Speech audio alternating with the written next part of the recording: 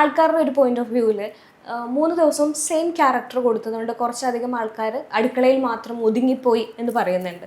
ശരിക്കും ഒന്നിയിൽ അങ്ങനെ അടുക്കളയിൽ മാത്രം ഒതുങ്ങിപ്പോയി എന്ന് തോന്നുന്നുണ്ട്. ബെസ്റ്റ് പെർഫോമർ ആയിട്ട് ഇന്ന് ഒരു ഗോൾഡ് കോയിൻ ഇന്നും കിട്ടി, കഴിഞ്ഞ ആഴ്ചയിലും കിട്ടി.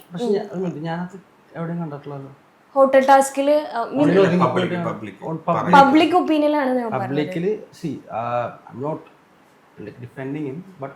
മിക്കവരും പുള്ളി തന്നെയാണ് ഏറ്റവും ബെസ്റ്റ് ആയിട്ട് കളിച്ചെന്നുള്ളത് ഞാൻ പറയുന്നത്. റിയാസിന്റെ ക്യാപ്റ്റൻ ആ ഒരു നോമിനേഷനിൽ തന്നെ എവിഡന്റ് ആണ്. അവിടെ പറയുകയാണെങ്കിൽ ഷാനവാസ്, അനീഷ്, ഒണിയിൽ നിന്നാണ് കുറെ കണ്ടത്. അവര് പറയണ പോലെ തന്നെ പുള്ളി ആയിരുന്നു ഏറ്റവും ബെസ്റ്റ് ആയിട്ട് അവിടെ കളിച്ചത്.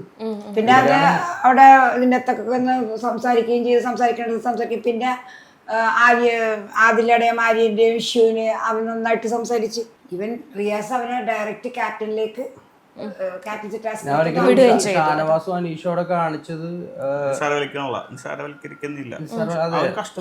കാരണം അതും ഒരു രീതിയാണ് ആ ഗെയിം കളിക്കാൻ പറ്റിയത്, മറ്റേതും ഒരു രീതിയാണ് ആ ഗെയിം കളിക്കാൻ പറ്റിയത്. രണ്ട് രീതി കളിക്കാം. ഇത് പുള്ളി കളിച്ചു, അത് അവര് കളിച്ചു.